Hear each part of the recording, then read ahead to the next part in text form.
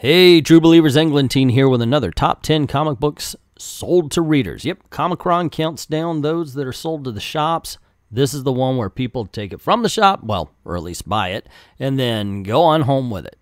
Also, we're going to head on over to Comixology and count down the comic books sold to readers digitally. So, let's kick back, relax, and enjoy. But before we get to the countdown, we're going to give a shout out to all of those who have taken part in the poll here. So by all means, when you see or if you're in the area of any of these shops, stop by, buy something, and definitely support your local comic book shop. So anyway, without further ado, here we go. Starting the countdown at number 10 is Saga, number 53. Number 9 is The Death of the Inhumans, number 1. Number 8 is The Walking Dead, 181. At number 7, we have the testosterone-injected Cosmic Ghost Rider, number 1. Avengers, number 4, takes the 6th spot. We have the conclusion to Brian Michael Bendis' Man of Steel at number 5. Ta-Nehisi Coates' first run at Captain America makes it to number 4. Justice League, number 3, is at number 3. The Runaway Bride is runner-up. Catwoman number 1 makes it to number 2. And in spite of all the controversy, Batman number 50 makes it to the top spot. It's number 1 for the week. Well, it is by the numbers an even run. 4 and 4. 4 Marvel, 4 DC. 2 in Image. We had Walking Dead and Saga. However, I would be remiss if I didn't point out that Batman and Catwoman took 1 and 2, and even Justice League at the 3rd issue beat out Captain America in his first. So let's find out what the shop owners had to say about all of this. Batman blew every other book away this week at FFF, even with all of the backlash from both readers and retailers aimed at DC Comics. We sold more than double our usual Batman numbers and double what the second best-selling book, Catwoman, sold this week. Captain America was a close third to Catwoman and actually has some pretty positive buzz around it, considering that the last time Catwoman number 1 tried to outmatch a big DC midnight release, it ended with a fascist reveal that left a bad taste in a lot of mouths. It was nice to see Winghead received a graceful entrance. Donny Cates, of course, had a great week at our store with both Cosmic Ghost Rider and Death of the Inhumans selling well enough to take 5 and 8 spot in our top 10. Deathstroke also got a boost from Batman and managed to take the spot at number 7. I actually didn't think the Captain America book was horrible. Definitely not Secret Empire horrible. That being said, Cosmic Ghost Rider is a lot of fun, but Death of the Inhumans, that's the winner of the week. I actually spoke with a sizable number of regulars who managed to avoid the big spoiler all week, and one even a few days after. Even after the reveal and all the talk surrounded it, Batman had sold shockingly well. We've gotten a fair share of speculators, sure, but we're also getting both new and regular readers coming in to check out just how the wedding of the century went down. Even though it evokes shades of X-Men Gold, Batman somehow got the attention of more people. DC may have messed up big and put the future of too many stores in jeopardy, but they know how to put out a book that grabs people and keeps them talking, even if the talk isn't so positive. Which, of course, it wasn't for me. I hated the book. Get past the spoiler thing. I thought the prose was horrible. I did a little debate with Weaponized Nerd Rage over at his channel, so go check that out. It's a lot of fun, as well as check out the review here. I think you'll enjoy it. Spoilers be damned! Batman was unstoppable juggernaut this week. Both our exclusives Joshua Middleton cover and all 3 standard covers. Many people knew the spoiler coming in but didn't care. Many more suspect, as I do, that in a proposed 100-issue run, that things still have time to come to fruition. I can't speak for every store, but the spoiler didn't do the damage to us that many speculated it would. Plenty of books performed right on track with their usual numbers, but Captain America didn't debut as well as I thought and hoped it would.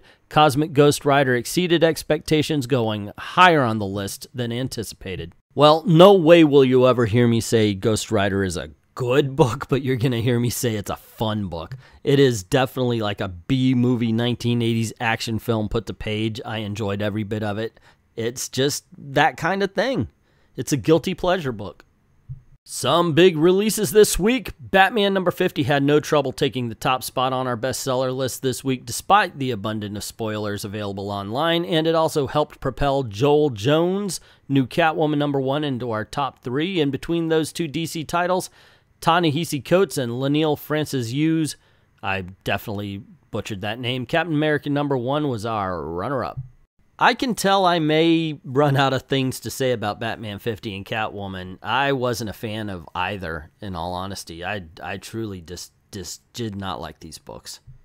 Despite controversy surrounding the title, Batman number 50 had little trouble claiming the top spot on our bestseller list this week. Following not too far behind was Catwoman number 1, a book I like to believe would have been a hit on the strength of Joel Jones' phenomenal artistic and writing talent, regardless of a Batwedding hype. Marvel made some waves as well. A Captain America number 1 on the 4th of July by a superstar creative team, and sporting an Alex Ross wraparound cover is pretty much guaranteed to do well. DC took the rest of the top half of the list, however, as Justice League and the Man of Steel continued to do strong numbers. The bottom half of the list gives us usual suspects like Avengers and Astonishing X-Men, while Marvel's excellent Immortal Hulk stays strong on its second issue, and Cosmic Ghost Rider, everyone's newest favorite, two characters mashed together, makes a solid debut. I guess an amalgam has to an amalgam.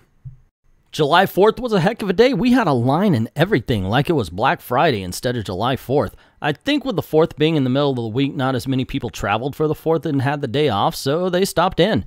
Batman 50 was, of course, the top seller, though not nearly as possible as we would have hoped. It was a sloppy mess of a read. People were upset with the issue being spoiled, and we have customers stating that this is their last issue of Batman, which of course we hope it isn't. Nightwing made a surprising appearance in our top 10 thanks to the very in-demand variant cover. Marvel's Captain America number 1 and Star Wars 50 were our only two Marvels to make it into the top 10. Captain America for a first issue did not sell that great, and people are getting worn out over first issues of a series that just came out weeks ago. Star Wars is dropping in sales also. People seem disenchanted after the Last Jedi movie with Star Wars, and we're worried that most of our customers came in on the 4th and our sales for Thursday would be terrible, but thankfully they weren't that bad. I guess it's a regional thing. You know, some people had trouble after the Batman spoiler, some people didn't. I always say forget about, I do know that some comic shops chase, and they can't. If you can't afford it, don't do it. And I understand in this case, though, man, DC left them with a bunch of issues just for the fact that they spoiled it and people dropped it. Anyway, I don't know. Let's move on. What an amazing Wednesday. Between midnight sales and our regular business on Wednesday, we did almost double an average Wednesday sale. The big winner was Batman number 50, which outsold the second place title almost 3-1. Captain America number 1 was Marvel's best-selling title this week in our store, but Cosmic Ghost Rider performed much better than we anticipated. The big surprise, Wedding Fever helped propel the True Believers Fantastic Four, The Wedding of Reed and Sue number 1, reprinting the wedding story from FF Annual number 3 to 10th place in our store. At least we could guarantee those readers that they would get a wedding by the end of an issue. And you can guarantee that they would get a good book. FF Annual number 3, that's a pretty good book. I've read that one a couple of times, actually. Used to own it. Yeah, I used to own a lot of things. Just like everybody with a mom that throws things out. I don't know. Anywho, I digress. But it's good to hear at least some people got a good wedding issue. Batman number 50 sold well despite the bad DC PR, and customers tended to buy both Batman and Catwoman, buying multiple covers. Captain America number 1 was overshadowed by the Bat Wedding, but people still picked up copies and multiple covers. That is still not a practice I understand. I mean, I guess I remember it from the late 80s, early 90s, but man, after watching what went down, I could not see it happening again, the whole buying multiple issues of one issue. I don't know. Anyway, good luck on those that do still speculate.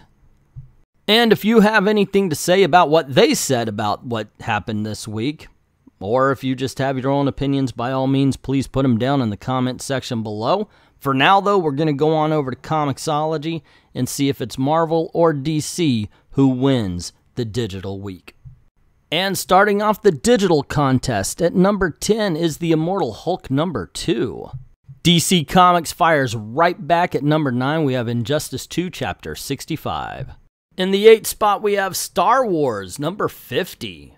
Catwoman, number 7. Or, no, Catwoman, number 1 takes the 7 spot. At number 6, we have Avengers, number 4. Captain America, number 1 takes up space in the number 5 spot. And Brian Michael Bendis' The Man of Steel, number 6, gets number 4. Once again, Justice League, number 3 takes the 3 spot. Number 2 is The Walking Dead 181. And to no surprise, number 1 is Batman number 50. DC 5, Marvel 4, and 1 for Image Comics. It is a tight race, unless you're Image. Speaking of, Image picks up their second book in the top 20, with Paper Girls number 22 at number 11. Astonishing X-Men number 13 at number 12 ties it up 5-5 DC and Marvel. And at number 13, Cosmic Ghost Rider number 1 makes it 6-5 in Marvel's favor. And X-Men Gold number 31 brings it to 7-5. Marvel's getting a pretty substantial lead. At number 15, Nightwing closes the gap. It's now 7-6, Marvel's favor.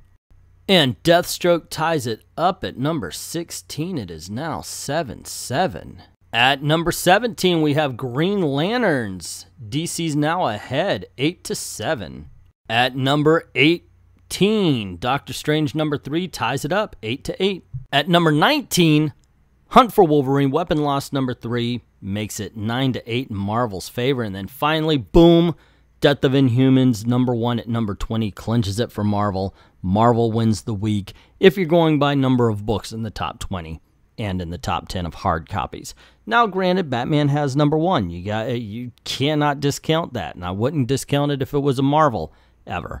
But sheer number of books in, it is Marvel Comics week. But anywho, that's my thoughts, my opinions. That's what's in the top 10 and 20. What did you think? Were there books that you thought deserved to be in the top 20 that weren't? Or are there some that you thought, okay, you know what, that wasn't any good. Why is people still buying Doctor Strange? Just as an example. I'm not really just saying that. I mean that as an example. Anywho, let me know in the comment section below. Also, if you like this video, you know the drill. Click like, share, get word out about the channel. And if you haven't done it already, hit subscribe and that notification bell. Sometimes YouTube does its job and actually notifies people, and I'd hate for you to miss anything. Also, this is the way we make a living, so if you don't mind helping out the channel, go on over to Patreon. Drop $1 in the till. For less than the price of a candy bar a month, you can help us keep the lights on and help us keep making videos for you. I'd like to thank everybody who's already done that. To everyone, all of the true believers, thank you very, very much for watching.